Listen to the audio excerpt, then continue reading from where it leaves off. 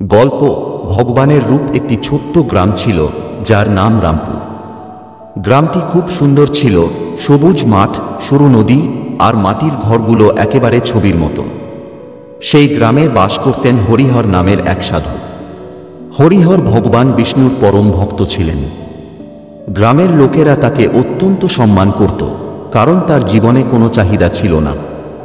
হরিহর সারাদিন ভগবানের নাম জপ করতেন।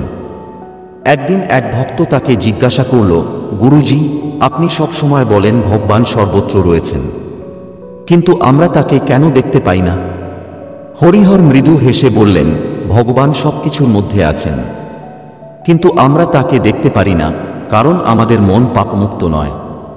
যদি সত্যিকারের ভক্তি থাকে তাহলে ভগবান নিজেই এসে দেখা দেবেন।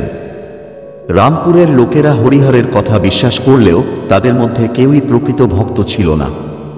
তারা শুধু ভয় পেয়ে ভগবানের নাম জপ করত। কোনো বিপদ আসলে মন্দিরে গিয়ে প্রার্থনা করত। হরিহর তাদের বলতেন, ভগবানকে ভয় করে নয়, ভালোবেসে ডাকতে হয়। একদিন গ্রামে এক ভীষণ দুর্যোগ নেমে এল। নদীর জল বাড়তে শুরু করল আর গ্রামবাসীরা ভয় পেয়ে গেল।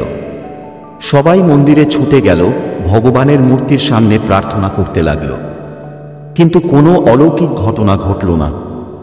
তখন গ্রামের প্রধান রামদাস হরিহরের কাছে গিয়ে বলল, গুরুজি, আপনি বলেন ভগবান সব কিছু করেন, তাহলে তিনি আমাদের এই দুর্দশা কেন দেখছেন? হরিহর বললেন, ভগবান কখনো সরাসরি কিছু করেন না, তিনি আমাদের ইচ্ছাশক্তি পরীক্ষা করেন। যদি আমরা একসঙ্গে কাজ করি, এই বিপদ আমরা নিজেরাই কাটিয়ে উঠতে পারব। রামপুরের দুর্যোগ যখন তীব্র আকার ধারণ করল, তখন একদিন গ্রামে এক অচেনা বৃদ্ধ এসে হাজির হলেন। বৃদ্ধ দেখতে খুব সাধারণ, হাতে একটি লাঠি আর গায়ে এক পুরনো চাদর।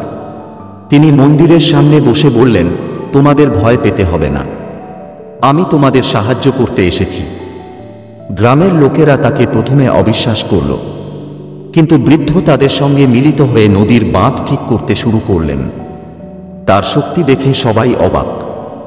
তার কাজের নির্দেশে গ্রামের লোকেরা একত্র হয়ে বাঁধ তৈরি করল এবং দুর্যোগ কাটিয়ে উঠল। বৃদ্ধ যখন গ্রামবাসীদের সাহায্য করলেন, তখনও কিছু লোক সন্দেহ করল। তারা বলল, হয়তো এই বৃদ্ধ কোনো জাদুকর, না হলে সে এত শক্তি পায় কোথা থেকে?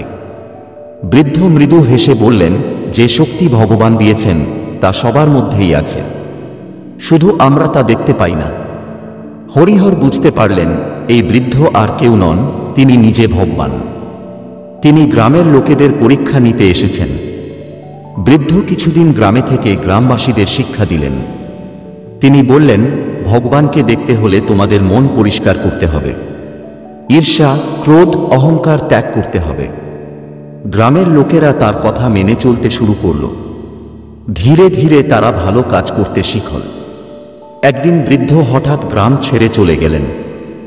যাওয়ার সময় তিনি বললেন, তোমরা যদি সত্যি ভগবানের ভক্ত হও, তবে তোমরা তার রূপ প্রতিটি জীবের মধ্যে দেখতে পাবে। বৃদ্ধ চলে যাওয়ার পর গ্রামবাসীরা বুঝতে পারল, সত্যিকারের ভগবান কোনো মূর্তিতে নয়, মানুষের মধ্যে বিরাজ করেন। তারা প্রতিদিন ভালো কাজ করতে শুরু করল, অন্যের সাহায্যে এগিয়ে এলো। হরিহর বললেন, ভগবান আমাদের শিক্ষা দিয়েছেন, তিনি আমাদের মধ্যেই আছেন, শুধু তাকে উপলব্ধি করতে হবে। গ্রামবাসীরা ধীরে ধীরে সুখী হতে শুরু করল। তারা আর কোনো সমস্যায় ভয় পেত না, কারণ তারা জানত তাদের শক্তি এবং ভগবানের আশীর্বাদ তাদের মধ্যে আছে। শিক্ষা: ভগবান শুধু মন্দিরে নয়, প্রতিটি মানুষের মধ্যে বিরাজ করেন। তাকে দেখার জন্য আমাদের মন পরিষ্কার রাখতে হবে এবং ভালো কাজ করতে হবে।